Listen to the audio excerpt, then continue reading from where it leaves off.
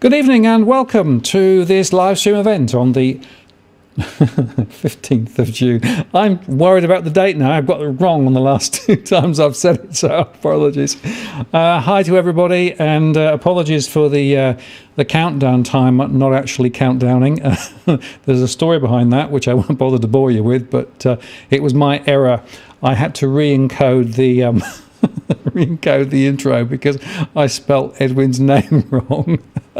And in so doing, I managed to miss out the countdown. I do apologise. Anyway, I've got Edwin on standby, ready to go, and we'll just share the conversation for a moment or two. Before we get this thing going, I'm just going to switch over to here so I can see the chat. There we go. Always a lot of stuff going on in the chat, of course, and nice to see a few people there. Yeah, it's good to have Edwin live. You know, we have a good chat every week, but the good news is that there's a lot of people here and a lot of people. Saint Edwin, yeah, Saint Edwin of the Carrot. Be quite good, I think. Yeah, it's great to have everybody here, and I won't go all the way back up through the chat and welcome everybody on, but just welcome to you all, and thank you very much for spending some of your Tuesday evening with us. And hi, One Burjo, good to see you. We'll just recognise that one. There you go, good to see you. Getting my DeLorean ready, I wish. Yeah, it's all happening. It certainly is. Yeah, there's a lot going on. Yeah, so let's get those get those viewers, please like this post. And also, if you know people who'd be interested in coming and joining the chat, then make sure they're aware that this is running at the moment. So anyway, with that, I'm going to take the pre-show off. I'm going to run the intro, and then I'll be back. Hang on.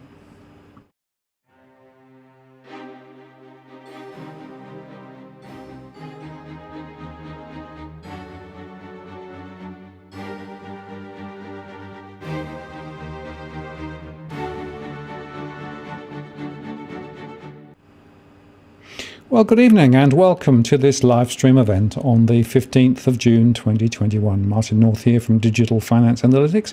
Many thanks for spending some time with us this evening. Great to have you all with us.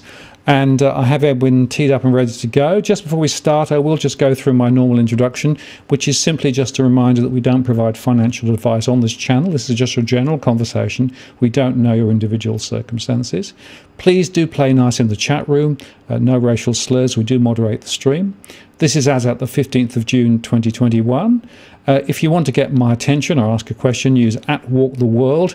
Very happy for you to engage in all sorts of chit-chat on the channel, but the point there is that to make quite sure that I see it, your question, use @WalkTheWorld. I have also enabled Super Chat, and that allows you to do a few things. Firstly, to put your question to the top of the list, make a contribution to the ongoing running of the channel, and I'll mention in a second something else too, but I'll come on to that in a moment or two, because without further ado, what I want to do is to bring Edwin in and bring him on. Hello, Edwin. How are you going?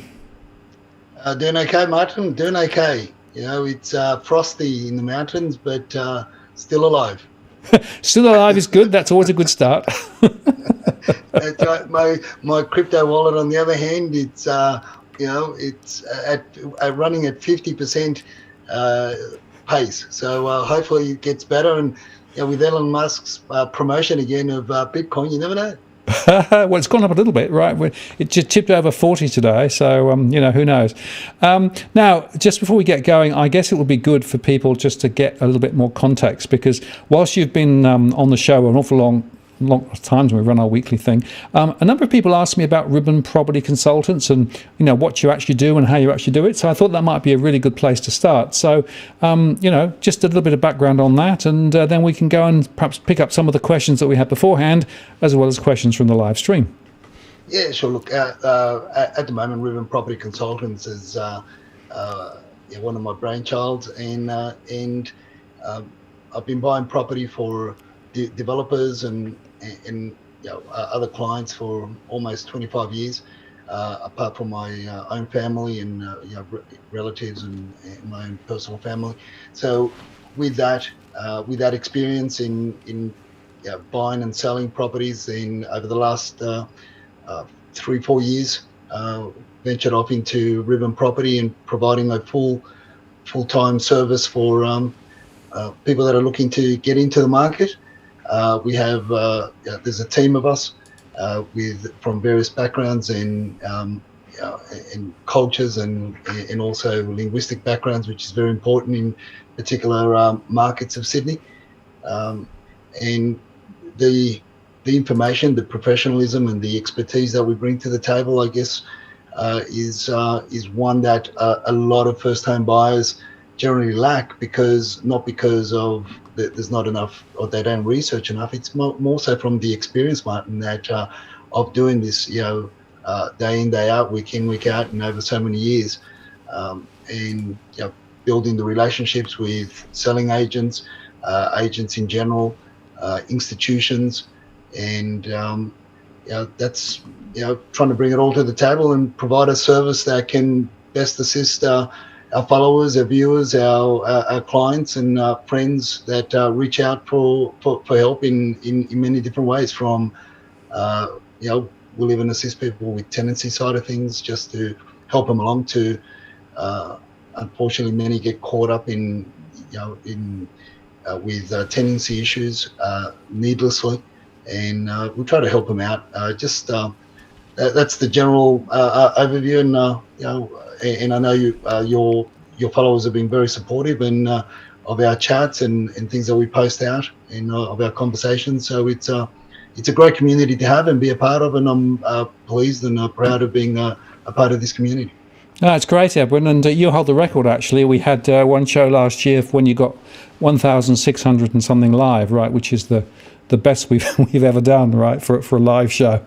So now everyone was locked down then, right? So they didn't have anywhere else to go. So we had a captive audience, but nevertheless, that's still a record that it was definitely achieved and held by your good self. So thanks for that. And look, I can tell you that the community really respects your views, but also the fact that you are very open and transparent with what's going on about property. And unfortunately, there aren't that many people in the industry who are. So it is nice to recognise that there is stuff going on. Now, one of the things I just wanted to mention that Edwin, you did say that you might actually even offer a prize, which would have been lunch with somebody, right? Maybe, yeah. Well, yeah. That still stands. So if break the record again, let's break the record, and I'm sure we'll see how we go, and then you'll draw out a prize. But it's got to be in Sydney.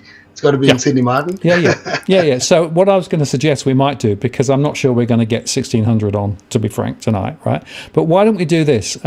We've got Smooth Operator, who's one of the people on there, who quite often poses a really interesting question, right? And then what we'll do is we'll see who answers the question, right? And now the deal is, once Smooth actually sets the question up, right, to answer the question and to be eligible for consideration of catching up with lunch in Sydney with Edwin, right, you need to essentially put an answer to the question and also make a super chat contribution at the same time, right? Because otherwise it ain't going to work, right? So last time we had, I think, 1 or 2 people involved, but not many. So here we are, another opportunity. So in a little bit later, Smooth will actually post the question, which will be a trivial question with an interesting answer. It'll run for a period of time.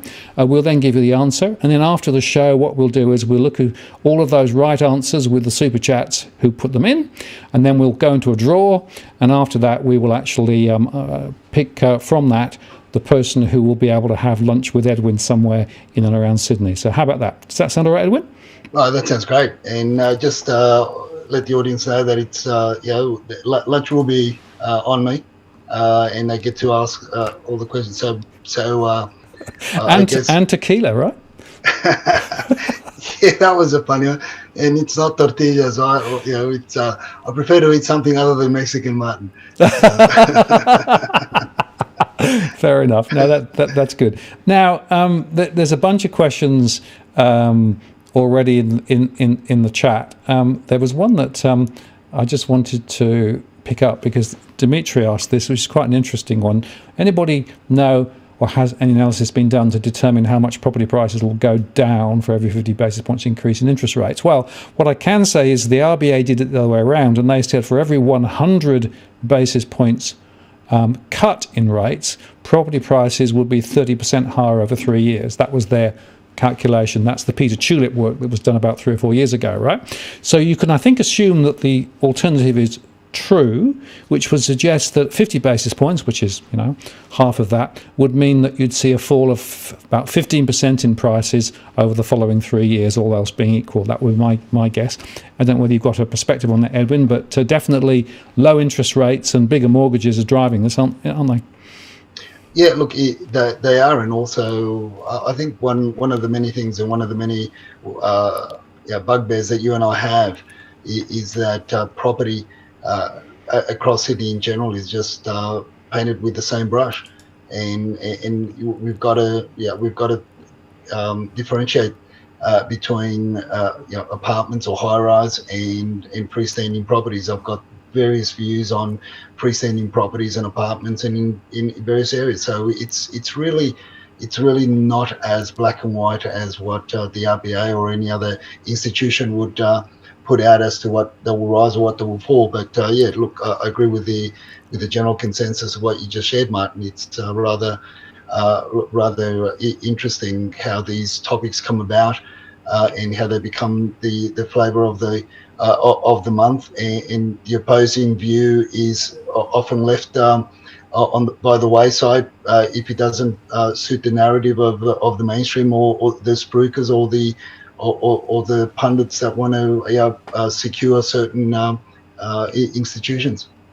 No, absolutely. And in fact, we'll come a bit later to a report that came out today, basically calling out the three big issues about the economy and the property market is part of it. I just wanted to pick up this one because it was quite funny. Have you ever sold a house that's supposedly haunted?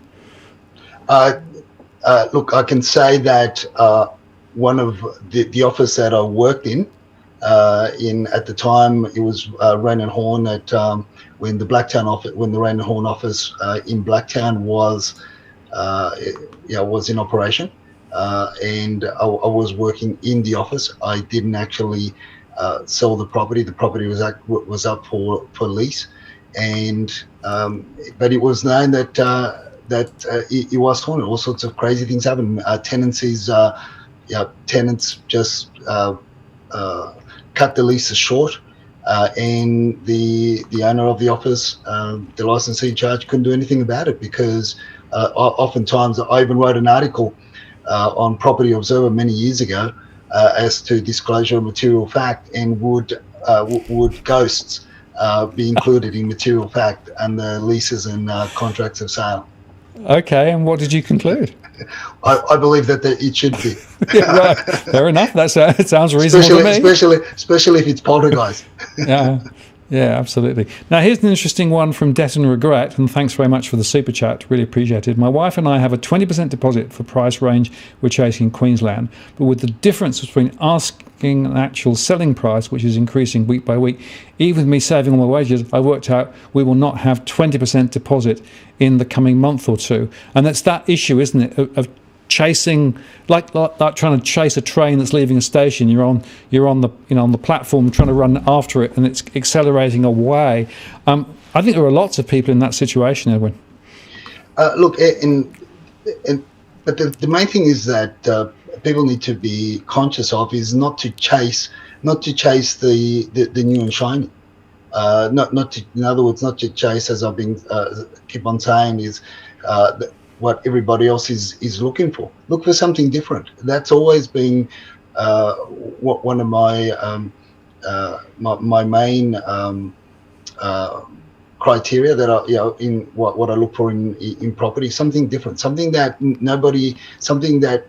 more than likely people perceive as as an issue, and an issue that they can't get grasp, or that they can't get a handle on, or it's too much in their minds to take care of. So I look for those, and therefore I eliminate a good 90% of the competition. My team likewise has been taught to look for properties for our clients along those lines. And I guess the thing is always, and I've also taught my team to look for properties that have that upside. So I feel that not only in Sydney, but in other parts, as we read articles from other states, and as friends share posts on Twitter and every other social platform as to what's happening in other states as well. But I feel that the general consensus is that a lot of people are chasing the shiny new renovations, or something that's been spruced up, or tidied up a bit to make it fresh. So I always, from the onset, I look at the marketing campaign that's online, and I start looking at the ones that are badly marketed online, because that starts to give me an idea and an indication of where and what to target first.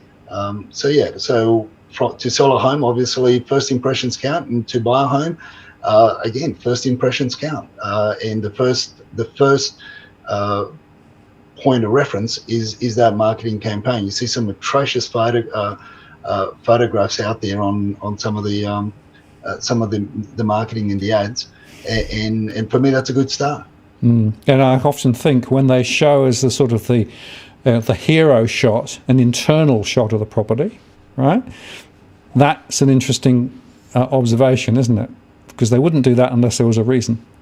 Yeah, and just look at the marketing campaign, look at the marketing ad, and look at and then obviously look, it's you just got to be also prepared to don't chase the one, chase many, and also don't lose heart.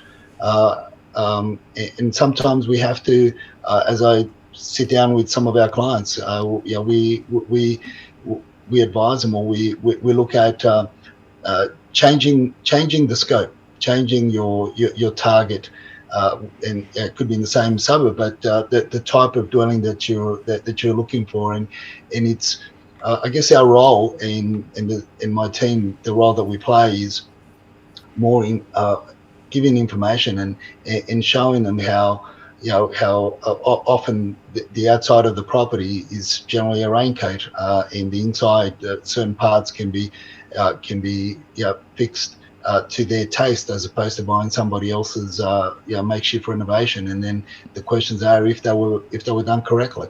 So it's an interesting point. But I going back to where we started was you're going to eliminate I'd say 80-90% of your competition if you stop chasing what everybody else is looking for as well. That's a good point. Now, Rosie asked another question here, which is in similar vein to an extent. My 28-year-old daughter is looking to buy her first home, a small villa unit with some land. Should she jump in now or should she wait? Now, I don't know which part of the country this is in, but I think both of us would probably say, Edwin, that there is always going to be more property, right? It's not like it's the only one and you will never have another opportunity, right? So sometimes the fear of missing out can actually steer people to make rather unfortunate decisions, which they then regret later, right? So it's really important, I think, to be quite methodical about the thinking process about should they buy, should they not, and there is always more property. Yeah, and I guess that is look, with all due respect, it's a very vague question without knowing price points, location. Is it going to be owner occupied? Is it going to be an investment? Nowadays, the conversations that we're also having with family and friends, predominantly with family and friends, security of and longevity of income, and that's something that's becoming very, very apparent in a lot of the industries and in a lot of the work environments where there's a lot of different types of jobs that are becoming redundant. So that's something that you need to take stock of. In terms of jumping into the market, I guess there's a lot of other underlying reasons as to why do you want to jump in, and again it goes back to area, reasons, lifestyle. There's a lot to unpack in that question there, and I guess we can't answer it. We can't give it more detail than that without knowing.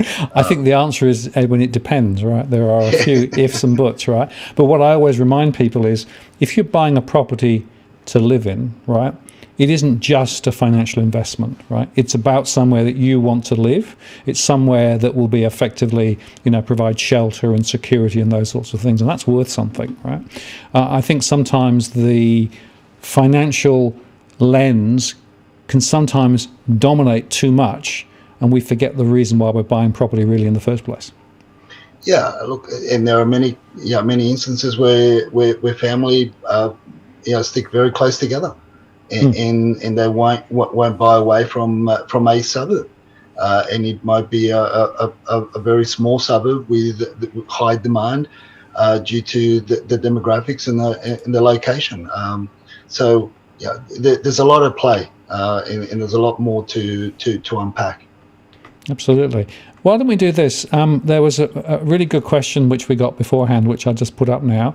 This is from Chrissy. He says, a first-time buyer, 10% deposit saved, and looking to buy in Western Sydney. The question is the trade-off between buying new, off the plan, on a new released area, or an older place on a larger plot, with the risk of defects and repairs. So the question was, how much do we lose on competing the purchase of a new place versus an older one? Which do you think might hold the value better? And is there any difference on lending criteria between the two? So quite a long and complicated question, but I think a really interesting one. Look, it is. The first thing that came to mind was, do you want to play cricket in the backyard, or do you want to play ping pong? That's a good question. So maybe Chrissy can answer that first. But look, all jokes aside, looking at it, you've looking at what is the I look at the average block in the subdivisions in the western suburbs. You've got Jordan Springs. The average block size is about 300 square meters. Prices there in Jordan Springs are now fetching anywhere between 800 to 800,000 for a four bedroom home on this small block. So you run out the back door and you smack your face in the back fence. So you play. Therefore, you may not even get a chance to put a ping pong table in that backyard, Martin. So you've got to take that into consideration. Now, land values in Jordan Springs are running at about at the moment probably anywhere between 1,300 and 1,400 a square metre. So you've got to consider the value of the land and what's happening there. Then you've got Schofields, which is another subdivision in the western part of Sydney. The average blocks in Schofields are 375 square metres. And in Schofields, they're already pushing the 1 million for some of these house and land packages there, with big homes, two-story homes built on them. The blocks are a bit bigger, and the homes are obviously two-level as well. So you're getting a little bit more bang for your buck, but still very pricey. And some of the blocks, in the newer parts of Schofield, some of the blocks are now down to 245 square meters. So you're not going to do a lot in the future with that when the house is no longer considered to be new. So that's the first part of that question. The second part is older versus established areas. In terms of so you've got that are close by to these new subdivisions, around these areas that I just mentioned in the western part of Sydney. You've got Cambridge Park, South Penrith, Cranebrook, where the average blocks are 650 to 700 square meters. And the average price for a relative good four-bedroom home, a brick veneer home, solid home that stood the test of time. And in a lot of cases, you find that a lot of these homes have been renovated over the last 10 years. So they're still very much livable, but the blocks are over twice as big. And that's a comparable between the new subdivision prices and blocks of land in the older subdivisions in adjoining suburbs, which is only a kilometre or 2 kilometres as a crow flies.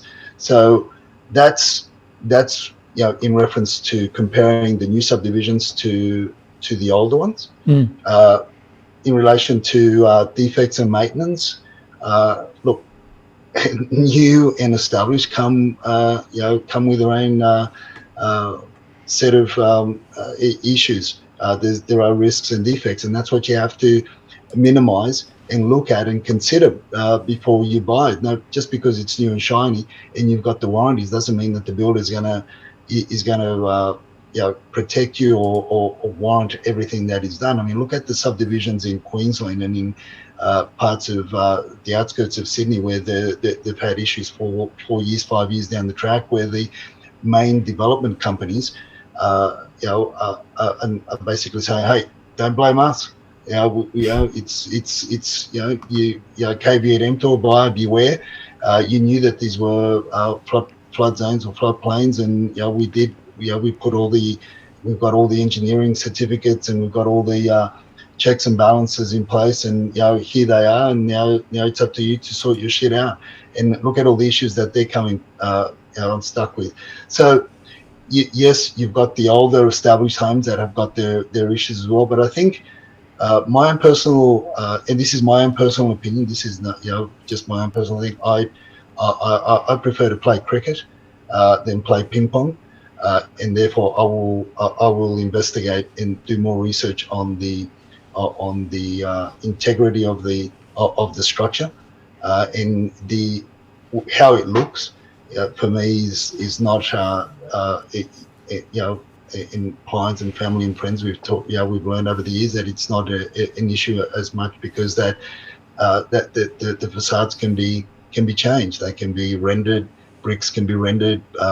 There's all types of render now. There's all types of cladding. There's all types of forms and ways to basically give it a new skin and make it look plush. So look, they've all got their issues and they've all got their benefits. But at the end of the day, the lifestyle choices that family and friends have made over the years, and we've assisted with family and friends, is the bigger block of land for that is what appreciates in value, and buildings, as you know, depreciate in value. Yeah, absolutely. It is the land, isn't it, rather than the building ultimately. And I guess the other point is, if you buy new, it's only new once, right? And then it's a second-hand property. So you're then competing with new properties being built down the road. So quite often you see a little bit of a value adjustment after it's been sold for the first time. Smaller plot, which may save you land tax if you go the land tax route compared with a larger plot. But generally, from a lifestyle perspective and from long-term value perspective, it looks to me as though some of the larger plots probably ultimately give greater value later and gives more lifestyle in the meantime. Yeah, and also let's not forget the issues that they're having down at Oran Park in Box Hill with regards to the infrastructure that had been promised for almost a decade that would be put in, and a lot of the residents there were up in arms only a month or two ago, and that made mainstream news. So whereas a lot of the established areas, they've got a lot of infrastructure, and they've also you've also got to look at not only consider your plot of land, and not only consider the dwelling on your plot of land, but look at everything around you, and predominantly look at the road infrastructure, the streets, how narrow some of them are now, and any vehicle bigger than a four-wheel drive has issues going down the road, let alone council trucks to pick up rubbish. There are in some subdivisions, I won't say where, and for privacy issues, but there are some subdivisions, some towns, in the western part of Sydney that the residents have to literally roll their garbage bins to the end of the road so that they can be picked up, because the rubbish trucks just can't go in. They just don't fit. No, exactly.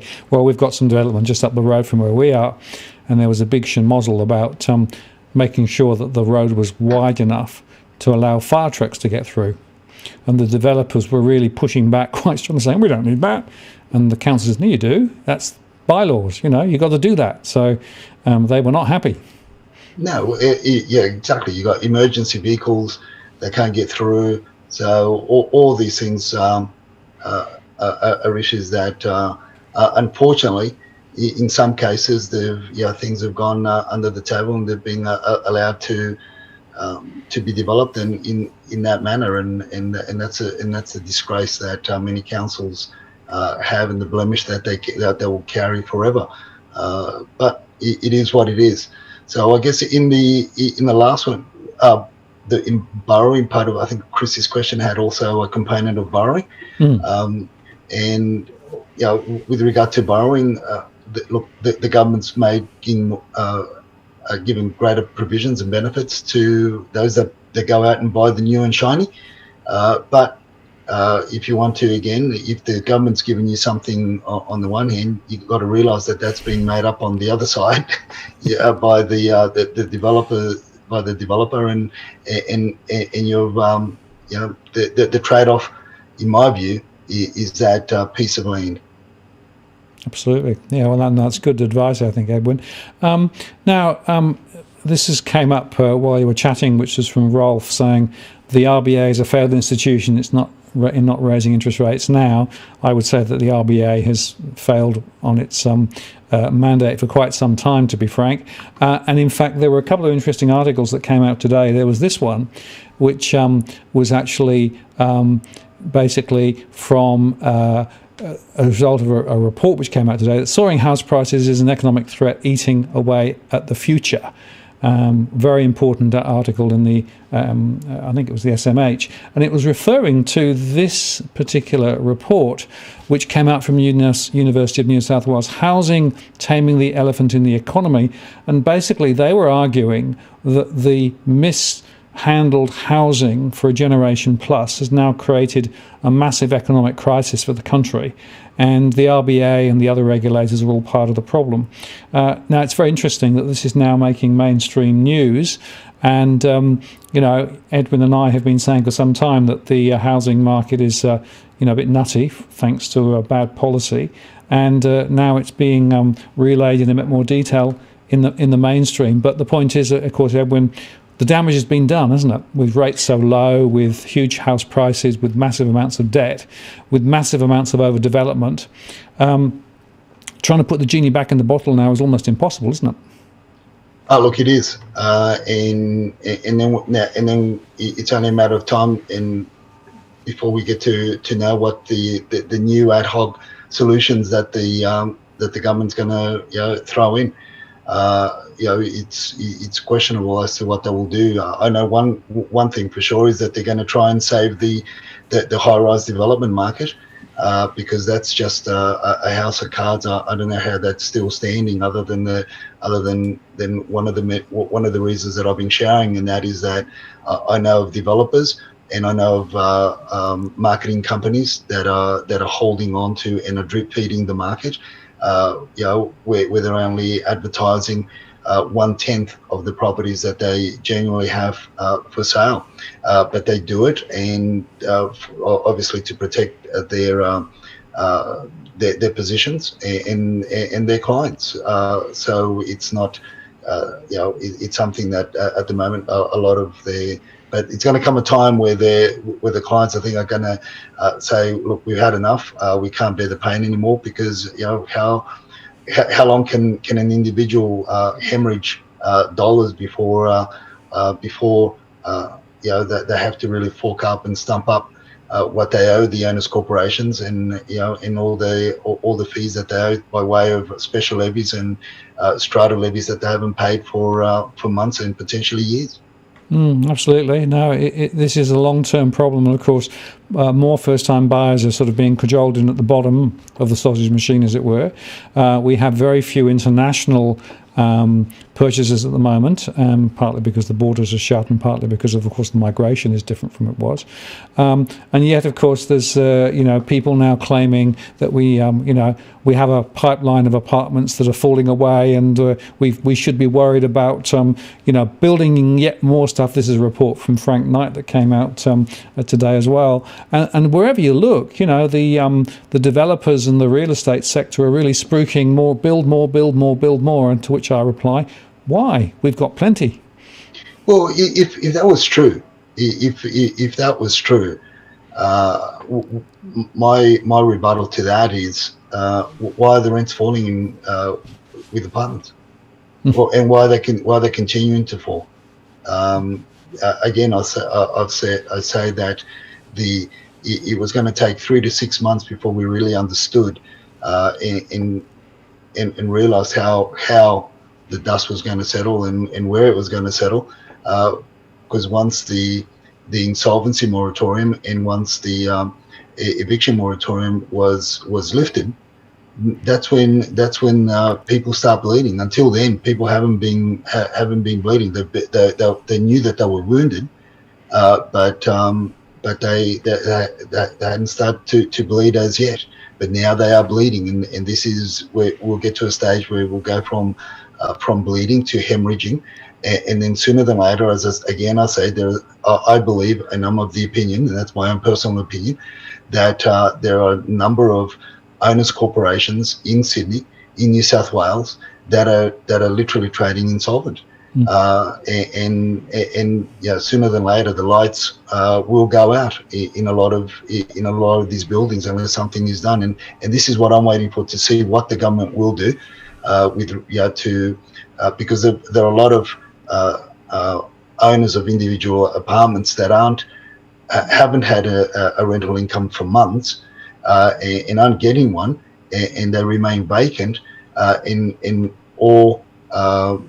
whether it be knowingly or unknowingly by the marketing companies that hold those managements here in Sydney, because most of these owners are overseas.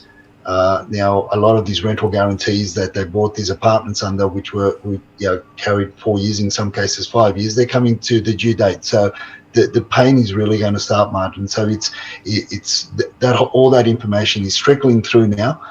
So I don't, as I said, I'm just waiting to see what the government's going to do. I don't hold any positive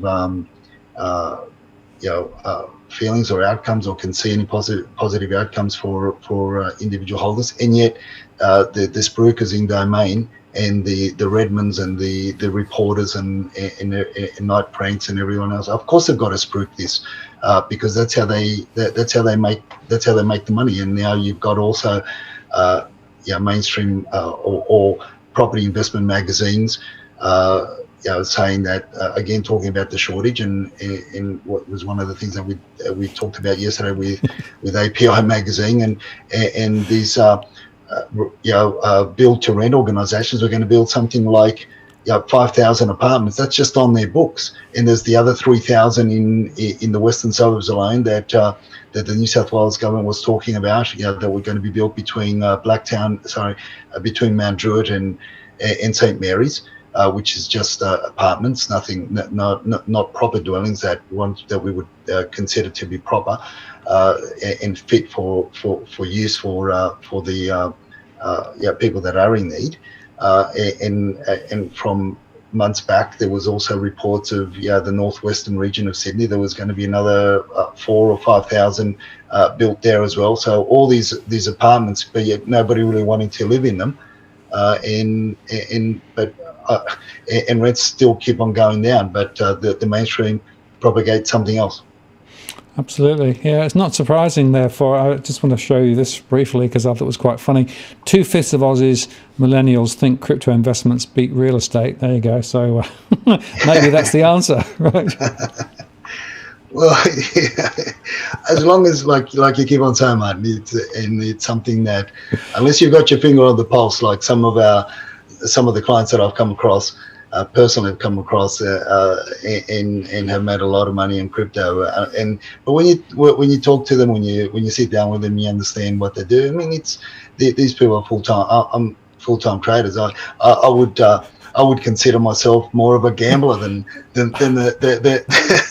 a trader. I'm not even an aficionado, because I just throw it all in and think this one's going to do good, and this one looks cheap, I just buy this. But again, but I am learning. I haven't lost at all. I've still got 53%. Okay, well, let's hope it goes up again. Now, there was an interesting question from Carlos, which I just want to put up now. I just bought the last $1 million home in Tempe with tenants in it until December. What is the deal with the rental tax for that period? Now, I have no idea what rental tax we're talking about there. I don't know whether you have. No, and I'm not a financial advisor, so I don't really understand that. Don't really understand the question. And so it's saying is it a residential property? Yeah, I think it's a residential property with tenants. So that would be regarded as an investment flow. So you'd have to treat that as income, right, for the period, and then you'd have to pay tax on the income, wouldn't you? That would be my view. Not financial advice, just my general riff about it. Yeah, it sort of gets the gist that there's a tenant there, he's going to be getting, obviously, there's a lease in place, and after the tenancy expires, he'll be moving in. Yeah. Look, that's something that he'd have to discuss with his accountant, because it'll all be attributed to the annual income and worked out accordingly, because it just becomes an income. And there's also a depreciation question, right? Because if you bought it as an investment with tenants, right, and there's a change in value, and then you switch it over to own it yourself, there might be a capital gain or loss as well. So complicated. Get financial advice, I think, is the answer to that one. Yeah, definitely. Okay, another question, Edwin. This is one from Tom. Looking at several properties, mostly new or newish, but all built on flood-prone land. Now, agents say there's no problem, but council zoning says otherwise. Which is right? And if I get flooded, do I have any recourse? Okay. Look, one thing I just want to say is that there's the sainthood, and then there's the agenthood. And I should say there's the sainthood and there's the agenthood, and the two extremes.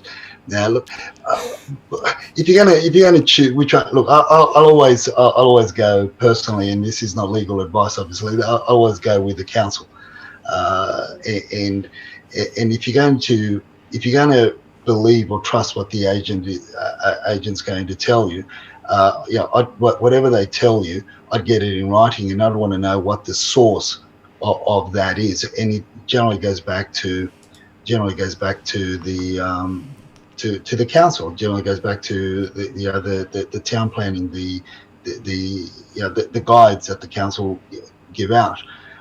So now, if you're looking at buying a property and it says it's in a flood-prone land, now if it's in New South Wales, obviously, look, you've got to look at the planning certificate, which is under the section 10.7. And that will be in the actual contract of sale, and you can go through and look for the flood-related development controls information on that planning certificate, and it gives you all the guidelines, gives you what you can do, what you can't do, what it's zoned. Is it a 1 in 50, is it 1 in 100, all that information, and that the council hold all that. So whatever information the agents or the marketing companies are giving you, you get it in writing, you hold it, and anything that you get in writing, find out what the source is, and if it's legitimate, it'll come back to a town planner, an engineer, or an architect, or people of that nature. That's what I would be doing. Look, if further concerns, go and have a chat with the town planner. They usually chat with you between 9 and 10 o'clock. They make time for people to approach the counter, and you can ask them quick questions. Yeah, I think that's very good advice, Edwin, because I've spoken to a number of people over the years who seem quite coy about going and talking to councils. They're sort of some holy thing you don't want to go and touch. They're really quite approachable and quite helpful. And those maps have been designed to try and give you a number of different scenarios, as you say, the 100-year or 50-year, 25-year, But it's important to understand that we've had a number of 100-year floods quite recently in Australia, right? So whilst it might say this is 1 in 100 years, you don't know whether it could be tomorrow afternoon or 100 years down into the future, right? There are significant risks about building anything on a floodplain. And whilst you can argue that they can do things like extra drainage and all those sorts of things, if waters rise significantly, you're going to get caught. And the other point to bear in mind is that the insurance premiums for properties built on a floodplain will generally be a lot higher. And that's something else that people fail to do quite often, which is to go and check theoretically what the insurance cost would be. That would tell you something quite significant. And in some cases, I know of some insurance companies who just will not insure properties close to floodplains or on floodplains. So that's another reason you should absolutely check that out. Look, definitely. It's I was looking into Mascot and Waterloo a couple of years ago, and I was looking at the old maps of the waterways, I can't remember how far back I went, and it was rather interesting how, reading the reports of what happened in that area, and how the natural waterways got diverted, and there was, they built this and they built that, and then all of a sudden, before you knew it, they were building the high rise. I think it was around the time that that we were having the issues with Mascot, and then we had some heavy rains, and some of the I think Mascot Station itself was was somewhat flooded. But if you looked at the historical waterways, courseways, and drainage of that whole area, you can understand why. On torrential rains, the 1 in 10 years, 1 in 20 years, 1 in 15 year rains that we sometimes get is why it does that. And it's just nature, and we've mucked around with it so much, and we've pushed it this way and we've bent it that way, and we've tried to do this and try to do that, but it has a way of kicking back, and hence and this is where a lot of the subdivisions out in the southwest region are having the issues that they have, because and then they introduce all sorts of weird and wonderful new ways of building, and with regard to waffle pods and and this lightweight construction and everything else, and on clay that's very how can I say, it's not something that you would use this type of construction, but they do it because they back themselves with bullshit engineering certificates that say, oh yeah, the backfill was done right, and this was done right, and the infill was done right, and the diversions were done right, and all this and all that, and when you chase it all back, you find out that somebody got one of those reusable shopping bags, Martin. It's funny that there's a lot of those around even now, and the fact of the matter is that sometimes things are built when they perhaps shouldn't be built, in a way that they shouldn't be built, and then of course somebody picks up the tab, and unfortunately it's often the end purchaser who picks up the tag. And I can tell you that if you are flooded out, it is a non-trivial exercise to sort it all out. And I've spoken to a number of people through my one-to-one conversations who've been flooded not once, not twice, but 3 times over about 6 or 7 years, right? And the third time, well, what do you do? Because of course now that area is known as an area that floods, so the value of their property's gone down. Their ability to be able to deal with all of the issues off the back of it have been degraded, and so it's a really traumatic thing. So my own view is be really, really cautious about floodplains, and just because there's stuff there, check the maps and make quite sure that you're not buying yourself a heap of trouble. Go up the hill. Yeah, I find it interesting as I drive around Sydney and I look at some of these areas, and I look at the old dwellings that were built 60, 70, 80 years ago, and they're on stilts, or they're built on piers, and the only thing they used the ground level area for was really just to park the car or the horses and buggies. and then alongside you got these subdivisions that are built at at road level, and it's mind-boggling. And then they wonder why nobody told me. No, exactly right. And interestingly, of course, with all of these things, wise after the event is often the case. Let's go to the next question. This is actually one from Tina. Love your work, she said. That's good. I think she's talking about you, Edwin, not me. You talk about auction psychology. How do you get to read an auction? Is it just practice, or are there other things to watch? Is it just turning up to watch worth it, or how do you go about it? Look, it's just one of those things that there are a lot of components, and I dare say I don't know. I won't be able to articulate them all, obviously, but there's a lot to take in. But yeah, one of the ways that you do learn how to read auctions and look at what people do, the body language, and how they say things, or how they they come across, and how auctioneers act, and also how the real estate agents themselves, the selling agents, how they operate. So you really need to understand your opposition. You really need to understand your the professional that's standing on behalf of, or the professionals that are standing on behalf of the vendor, which in at that period of time is the auctioneer. But before that is the real estate agent, and what they do and say and act on the day. So I guess the points that I would that come to mind are, you've got to gather. What we do is we gather as much information before the auction. And that's in the open inspection times. We see who's inspecting the properties to get an understanding of who who are possibly who the buyers are going to be.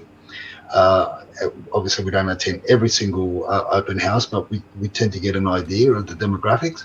We also get information from the selling agents at the time. We're able to extract or they volunteer a lot more information to us than they would to your average punter that's out there, and for various reasons, because of the standing that we have in the industry, the relationship that we've had with them over the years, and for a number of other reasons. Now, some people we run across a lot of the time also that are at auctions, so we get to see in particular suburbs, particular areas, who are looking at specific type of property and a specific price point.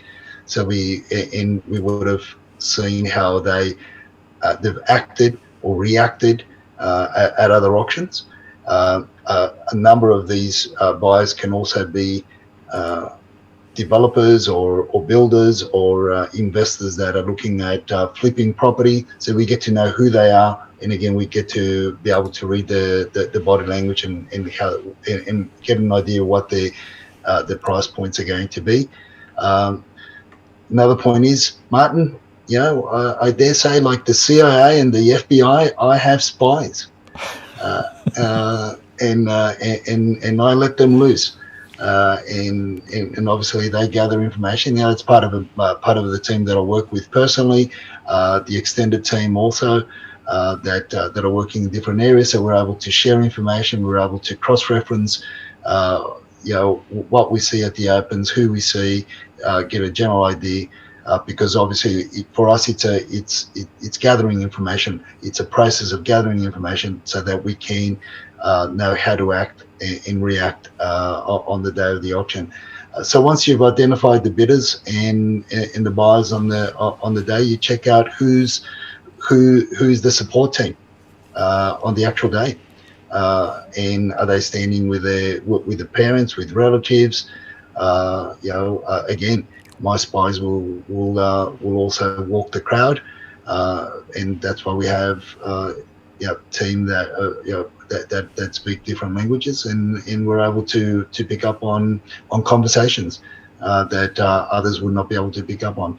And to us, that's very important. That's been very, very important, very significant in being able to know how far to bid, how to run with the auction, or simply not even, and this may sound a bit alarming, or simply not even bid at a particular auction, or throw one bid, or adopt different strategies. And yes, last but not least in these points are the experience, because I can't say that you'll be able to run it this way, or you're going to be able to, if this happens, you do this, that. It's just experience, because you just don't know. And just experience is what oftentimes gives us the edge. And also, a lot of people are fearful of the auctioneers. And they take the auctioneers as God.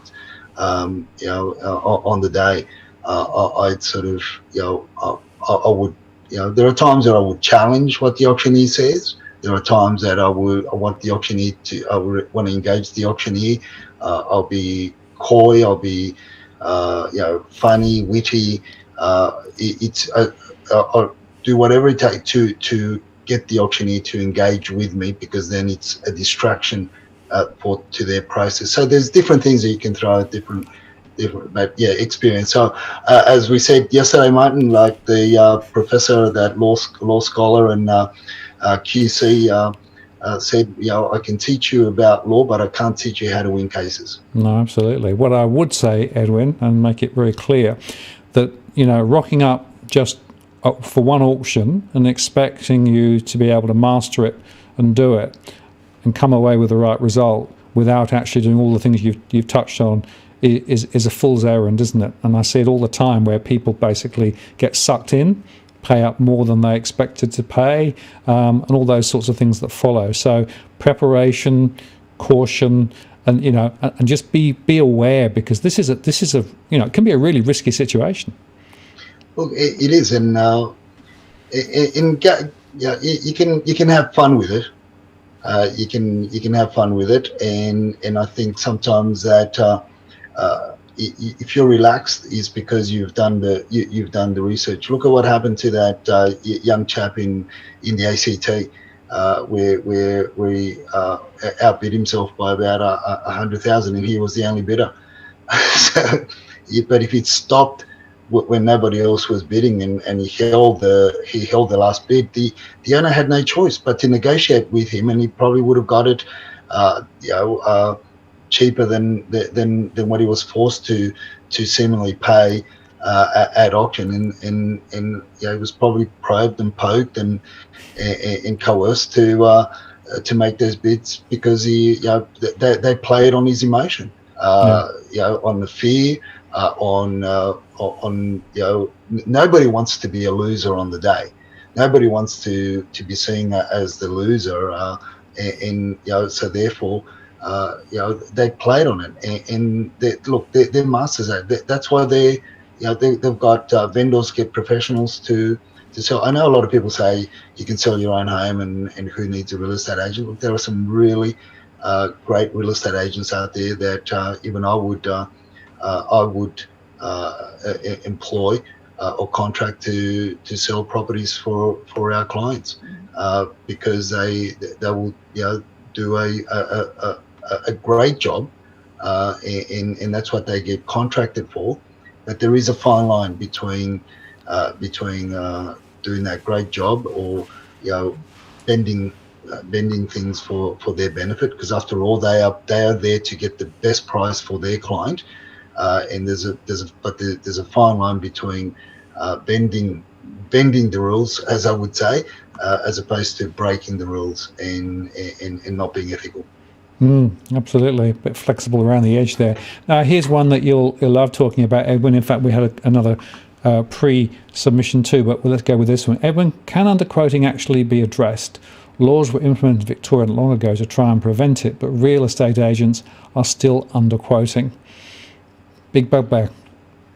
Look, I think I've been very vocal for many years with regard to underquoting. Even when I had my own office and we were selling, and I would call out a lot of my peers in the industry that were doing that, even in a market that wasn't as hot as what it appears to be now with regard to freestanding homes and in certain areas. It's an issue that I've written about. It's an issue that I've spoken about in a lot of mainstream publications and on many news outlets as well. And I've also challenged the industry bodies to control their members more closely. But as I keep on saying,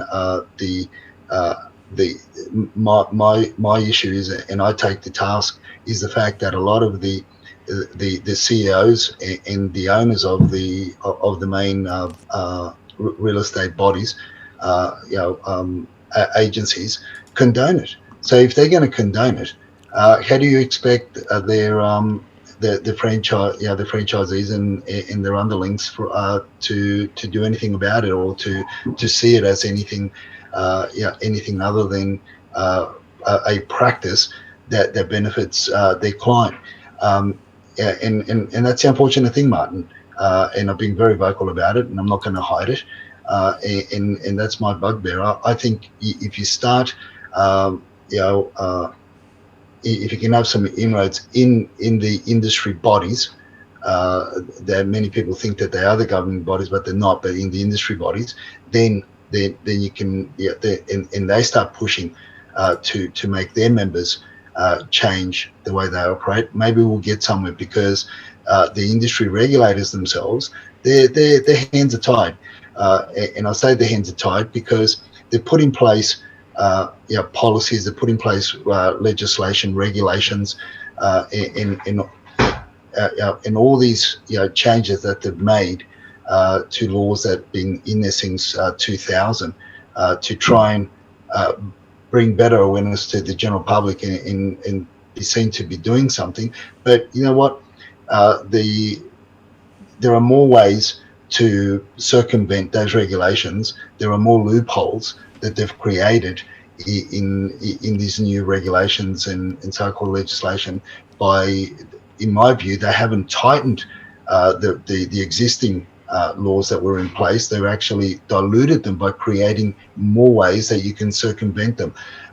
So all these things need to be addressed. But I think until the institutions, the real estate bodies themselves start pushing their members to change, I don't really think we're going to see some real change. And the incentives are too high for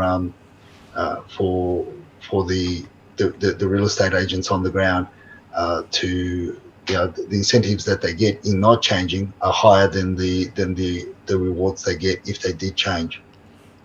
Yeah, absolutely. In fact, Ray asked a subsidiary question, which is quite relevant. Whoops, missed that one. Hang on, let me go there first. I'll come back to the other question. How is underquoting being reported, and to whom? And do they have any authority to penalise those who do underquote? Look, the process is a long and tedious one. Myself and another reporter from one of the mainstream publications, we reported an incident 4 years ago. I'm still waiting to hear back from Fair Trading. And I dare say she's also still waiting to hear back from Fair Trading. Some go all the way, others don't. With the connections that I have in Fair Trading, I've tried to take it to higher levels. But at the end of the day, it's just too big a beast. And as I said, they've convoluted the regulations when Dominello was, I think it was Dominello that was in charge at the time, and they convoluted it so much that the people inside Fair Trading don't understand how to police it. That's what they've done. Rather than leaving it simple and clear as it was in the legislation, they came up with this new frameworks and this new way of trying to do something, be seen to do something about it. But all they did was just make things worse, and it's very ambiguous. So when you talk to some of the people in Fair Trading, they themselves don't understand it. And as I said, as far as I'm concerned, what's happened is there are more loopholes that got opened up when they did that than how it was before. And before it was very, very black and white. You could give your guide on paper had a certain tolerance percentage, and if you were outside that tolerance percentage, it was deemed to be underquoted, and you couldn't advertise below your lowest point. So all these things were in place. But as I said, we went from but look, there's so much that goes on in the background, and there's so much that isn't policed in the background. There's not enough auditing going on, and then we had COVID, and that just made things even harder for the regulators to get out there and do things. And I think they're still playing catch up with it. And who was to say that a lot of vendors were going to favour more auctions, and this is the outcome of badly written regulations. Absolutely. And Carlos asked, why are people at auctions outbidding themselves after the competition has become obsolete? Happened to me at my auction, but I didn't budge and still won. We spoke yesterday about somebody who bids against himself, right, at the auction. Yeah, well, they do it because, as I said, because they don't know that they can hold the last bid, and they can negotiate in closed doors. And you bring the parties together, or the two representatives come together, which is the selling agent and yourself as a buyer, and you negotiate in closed door.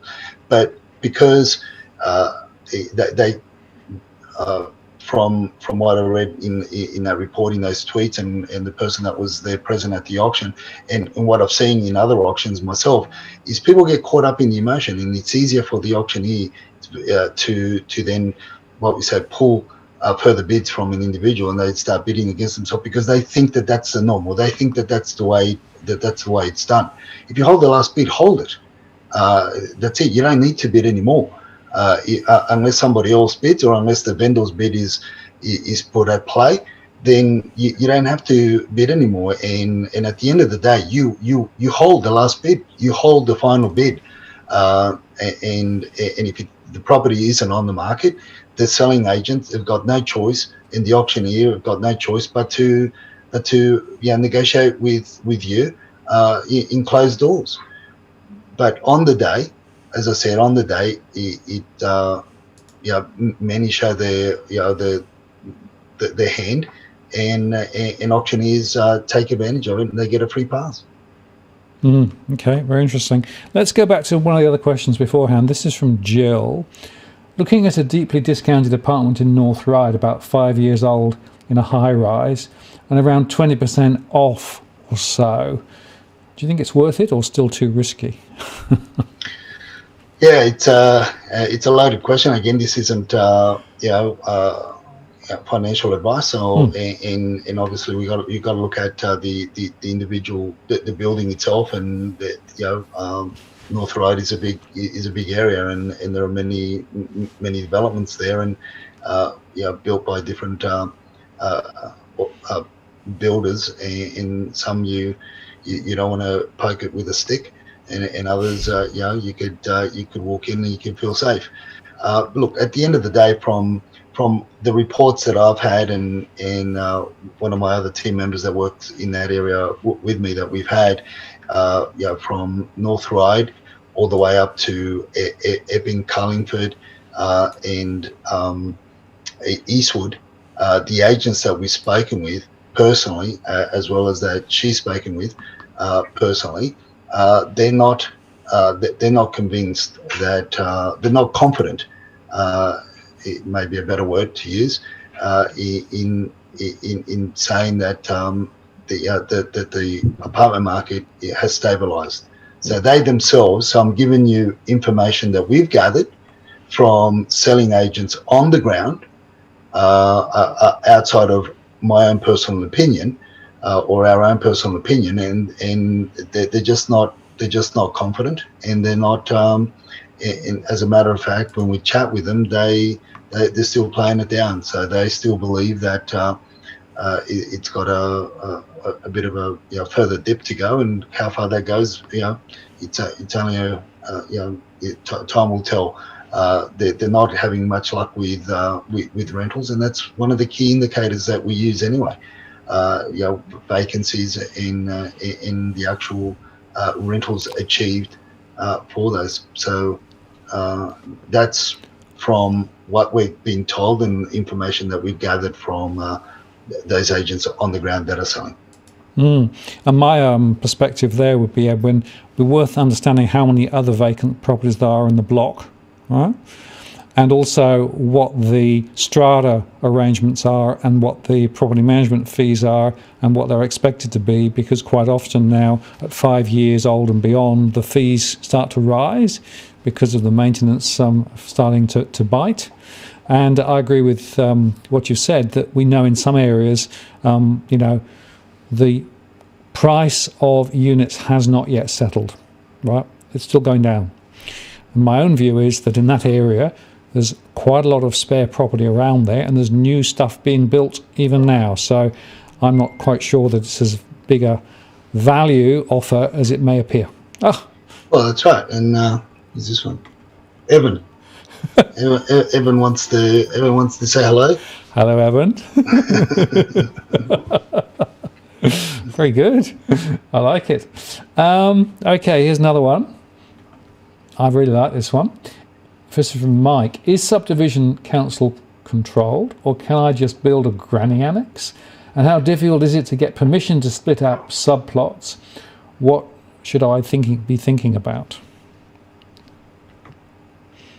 I guess if it's Mike, one of my Lebanese friends, you can build a high rise. Particularly if you're on a corner block. Yes. Anyway, look, you've got a different. I think what Mike's getting to is, not so much a subdivision as much as adding a granny flat. That's the gist of the question. Would that be correct? Correct. I think that's right. I think he's trying to say how far can I go without having to get formal subdivision and approvals. Yeah. Right? Well, they're obviously, if you don't have the right area, the right square meterage and everything else that comes up, obviously you're not going to be able to subdivide the land. But I think from the gist of that question, I get the feeling that he's talking about adding a granny flat. In Mike, you can only add one other dwelling. If it's in a council in Sydney, and depending on the land size and so forth. But look, to avoid a lot of the council red tape, you can build granny flats under CDC. That's the compliant development certificates, which is under a private certification, but obviously they have to be compliant. And providing you don't have to get BAO reports or BAO reports in relation to fire or fire protection, amber protection and the like, or also flood zones reports and water displacement, all these issues. But if you call in somebody in your local area that builds granny flats, they'll be able to tell you whether or not you need to lodge a formal DA based on what you want to build, or you can go through CDC. In some councils, the difference between a granny flat that's generally 60 square meters, your average 2-bedroom granny flat, the difference between a granny flat and a studio is, in some councils, is the stove.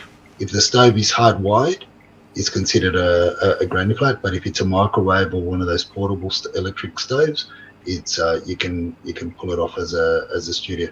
But the people that work in the area, it's funny, isn't it? But that's what it's the same building envelope, everything else the same other than the stove. But it is what it is. But if you don't have to get any tricky reports due to backing onto certain fire-prone areas or flood areas or the like, then in most cases you could build the granny flats under a compliant development certificate under CDC private certification, and most granny flats are built under that anyway. Thank you, Edwin. That's very interesting, and it just shows you need to understand the way that the legislation's framed, because you can go thus far and no further, right? And that's what you need to know. Now, here's one from Carlos. Beside the obvious areas in Sydney, what does Edwin think is an under the radar area that will rise in value? And Edwin, are you from Mexico? Repeat that question, the first part of the question again. Beside the obvious areas in Sydney, what does Edwin think is an under the radar area that will rise in value? Look, I do think the regions around parks are a good area. The only thing that I have with parks in those surrounding areas there, and you've got to be careful which town you buy as well, is the council fees.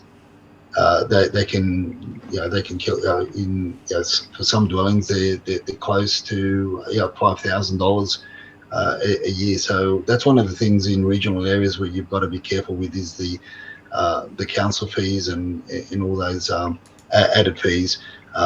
Rentals are you get a great return for some rentals. Some of my family have done well out in regional areas. I haven't chase those areas of late because I've just been busy in the Sydney Metro and areas that I've often talked about in all the way up to Lithgow and Goulburn, and as far as Gosford 1 and those areas up there. So we're kept very busy as it is.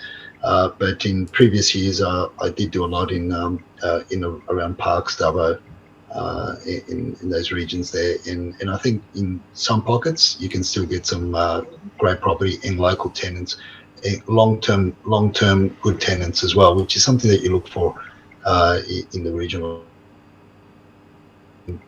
But when you do look at regional areas, regardless of what's happening now, you also got to consider that it's not a one-trick pony. It's not a town that's what we would call a one-trick pony or one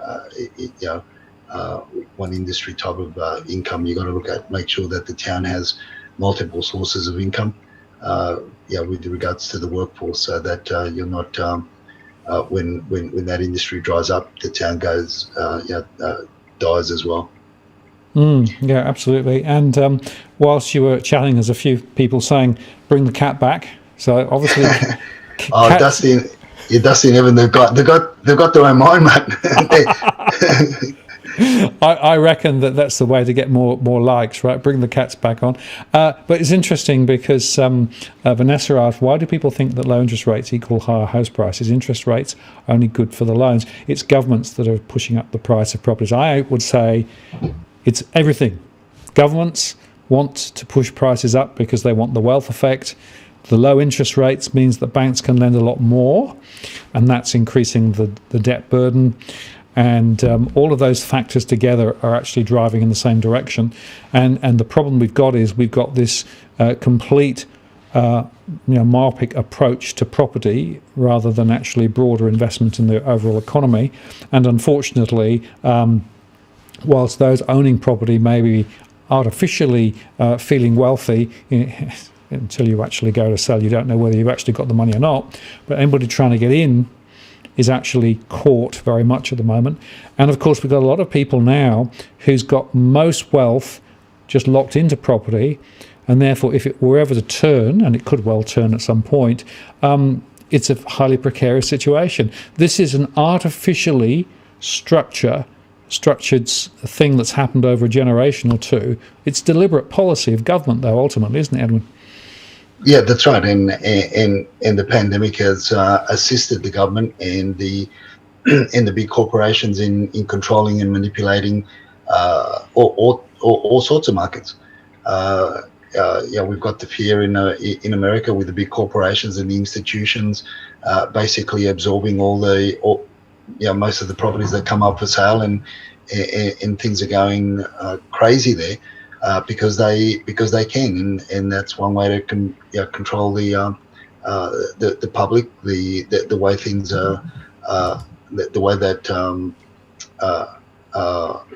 money's handled, or controlling people in general, and obviously we're blessed that we're not in that type of state. I don't believe we are. And we've got a lot more freedoms and liberties, but yes, nonetheless, there is that big push by the government to prop this property market as much as possible. But it's going to be interesting to see what they're going to do and try to do with the apartment market, because it's two different markets, as you and I've been speaking about, Martin, and it's. But yeah, look, it's the pandemic has certainly the issues around it and what it's brought about. It's just made it easier to control, which has also created another shift in people in general.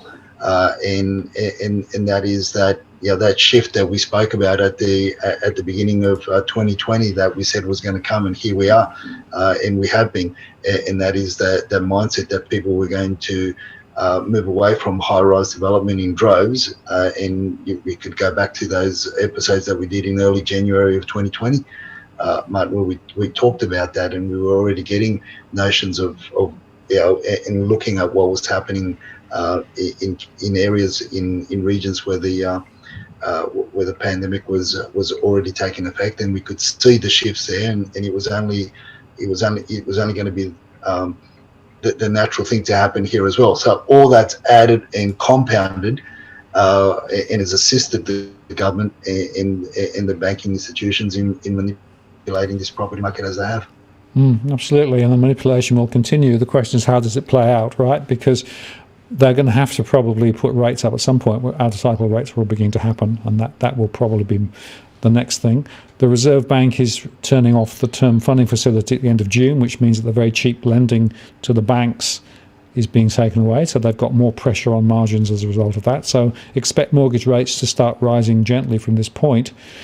And if the inflation thrust, as we discussed yesterday, is stronger, particularly in Australia, then at some point the inflation response will be to lift rates. That's when the thing turns to custard.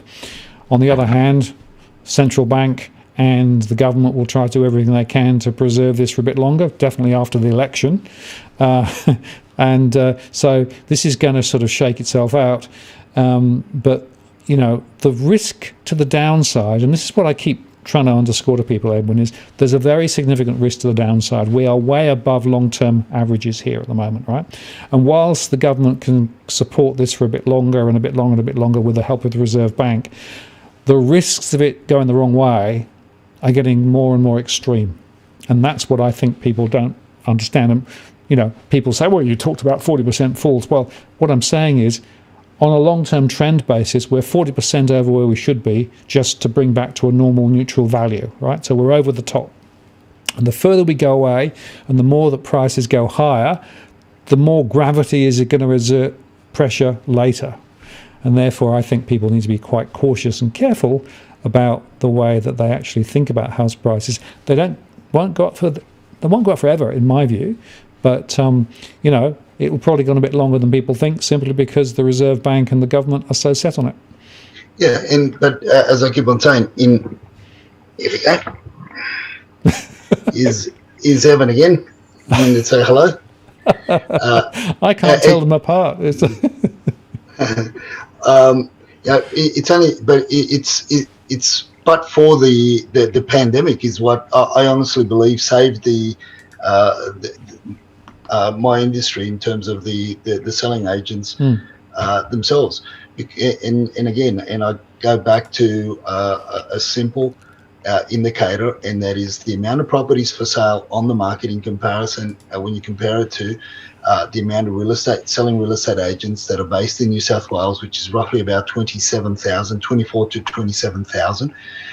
The amount of transactions that happen on a weekly basis, and most of those are occurring in Sydney, and in Sydney we have something like 15,000 selling real estate agents, and if you took the overall state figures for sales, you're looking at on average 1,300 properties being sold a week. When you do the math, it works out something, on average, selling agents are earning $246 a week. That's on average. Now I'm not saying that's what they are earning. Now, but for the pandemic and the JobKeeper is what really saved the industry. Now, I've been having talks with the principal with one of the major franchises in Australia. I've met him a couple of times, and he's asking his franchisees how they're doing financially. That's the question, and the consensus is that a lot of them are refinancing, and you only refinance it because you're either you need to cash some money out to keep the businesses going, and that's a big concern to them, or because you're upgrading your home. So it's a 50-50 call. or my view, but he's very wary of the agencies that they think that this gravy train is going to go forever, and they're already leasing, you know, 250, 350, $500,000 worth of new cars, because again they don't foresee any change in the future. They're of the opinion that their gravy train is going to go forever. But yeah, properties may have gone up in value. They may be able to cash out some of the equity that's in the properties, that built over the last 6 months because of the demand for freestanding homes. But as you say, sooner than later, this thing's going to turn, and it's going to be then that we're going to see who's going to be left holding the bag or red-faced and whatnot, because their falls are going to be greater. But look, even before the pandemic, before that, I was already seeing the changes from 2015 sales figures and transaction figures to what's being transacted on a weekly basis is down to about below 50%. And back in 2017, the industry was already faltering. There was already rumors of many offices are about to shut down. So again, I say, but for the pandemic, it really saved the industry because of JobKeeper. But now that all that's been done away with, or has been, we're allowing, or the government's allowing for the dust to settle. Not only my industry, but there are other industries that are also would have the same concerns moving forward. So it's not how much further interest rates can go. It's not whether or not the banks are going to raise the interest rates or how long that's going to take. It's more so job security and business security, and whether or not people are going to businesses that are employing 5, 6, 10 people. In other words, the SMEs. How many of those are going to still be left standing in the next 12 months? Absolutely. And there's an interesting couple of questions come in. One was from Donna. Just don't tell the kittens. What is a dead cat bounce? It's a term I've heard a few times. Well, a dead cat bounce is basically it goes clunk, clunk, right? So basically, it's a considerable fall in the market or wherever, but then it bounces a little and then drops again. So that's what a dead cat. It's my crypto wallet. It's your crypto wallet. Exactly right. And there was another comment I put up a little while ago saying, the tricky thing is if you buy now and prices drop, then you're going to be in huge amounts of debt. That's the problem, right? That is precisely the issue. So what we have in the situation at the moment is the Reserve Bank worried about the amount of debt in the system but not admitting it. All right, and effectively trying to keep the system alive by supporting the banks and encouraging more people to buy into the market. The government is throwing money at first-time buyers to try and support the market. Wait for the migration doors to open once we get the virus under control, because that's the only other lever they've got. So the only way that prices can be kept as artificially high as they are is to have massive amounts of migration with all the consequences of that. That's the only lever I think they've got now, because rates are pretty much as low as they can go. So whichever way you look at it, either this is going to end as a correction, or it's going to be supported with significant further government intervention, which can be financially direct or indirectly through migration. And I'm expecting the migration lever to be pulled quite quickly.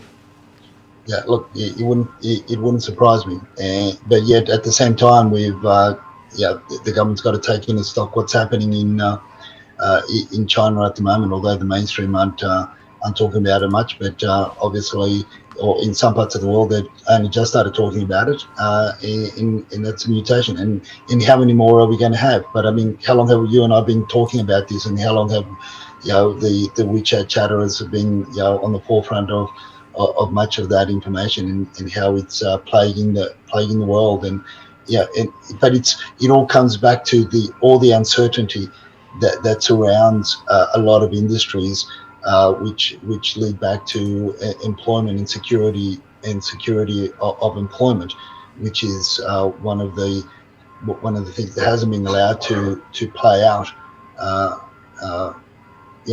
properly, so that we can see and we can know where we're going to start, where we're going to start from, and continually propping up the market and pushing the now the government, not only now but of late, the government pushing the Australian public to continue to utilise, or this push to use super funds to purchase property, and your retirement funds to purchase property, and all sorts of wonderful things. But at the end of the day, it's your money, because as you said, Martin, the government's sooner than later is going to be running out of money, and it's just about to run out of money. And then how much more can they print before the price of carrots continue to rise, and the cost of living just gets more and more expensive? So you don't need rate rises, bank rate rises. It's just the cost of living is more than enough to put a dampener on in a lot of pockets. And what do? Do you keep do you feed your family, or do you keep your $3 million house in Castle Hill? Yeah, that's a very good question. And, there are a lot of difficult questions to be faced, I guess, in the the months and years ahead. But, the bottom line, as we keep saying, Edwin, we're pretty much down at the end of the show now, is that, when you buy property, there are some very significant questions that you need to ask. You need to be conscious of the context that we've been talking about here. But, there are also people needing to buy and wanting to buy, and there are still important questions that, as we keep underscoring, right? Don't just jump in, don't just get swapped up and sort of caught up in the moment at an auction, right? Do the work, think about things like floodplains and those sorts of things. Get the reports, understand the risks, and, as I think you have said several times, go slow and go careful, right? Yeah, and most of all, and again, this is what my team tell their clients, what I tell our clients, is buy with. We're trying to help you buy with an upside. So therefore, you can cushion. Should anything happen in the future, whether it's 12 months down the track, whether it's 24 months down the track, or 3 years down the track. Whatever your economic or philosophical or political view may be, at the end of the day, what you want to, what you're doing is you're buying with that cushion, so that if prices do come, well, you've maximised on your upside, and you're at a position where it's still somewhat affordable for you to maintain the property that you bought, as opposed to chasing the new and shiny and freshly renovated properties, or in suburbs where for one reason or another you're so hard bent on getting into, but yet when you may look a little bit further afield and sacrifice a little bit extra time getting up in the morning, or earlier, or commuting a little bit longer, you end up with much better lifestyle. And you'd be surprised that schooling systems, or the schools and tertiary education in the other areas are just as good, or from your savings that you've compromised on location, those savings will enable you to send your kids to private schools. Whatever you've got to look at the upside. That's what I always look for. When I buy property for myself, for family and friends, and and clients, and if you can keep that in mind, then you're going to do a lot better than most. Yeah, good advice, Edwin. And as we continue to have our weekly rants, we'll be able to give a few more tips for people to think about, and we'll have to get you back on the live show. And again, because we've only got half the questions, but never mind, we'll probably answer some of those questions on our Monday show. So I want to say thank you very much for your time tonight, Edwin. It's been great having you on. And Tony Palmer's just said, I'll pull this up. He will draw your coat of arms for $500. Well, nice try. As I think I said last night, 2 cats, a mountain and lots of carrots rampant, right?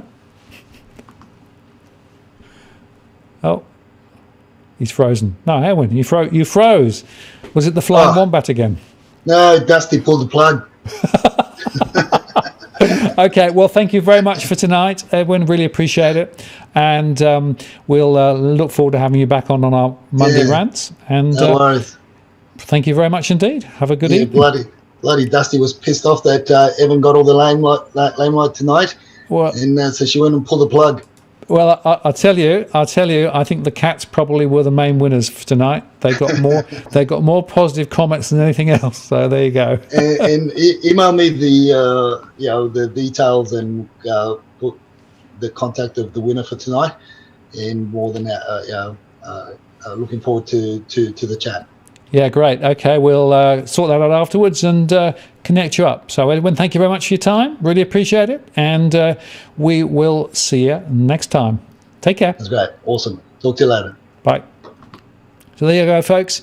Thank you very much for all of those who've made comments and super chatted and all those things. I really appreciate it.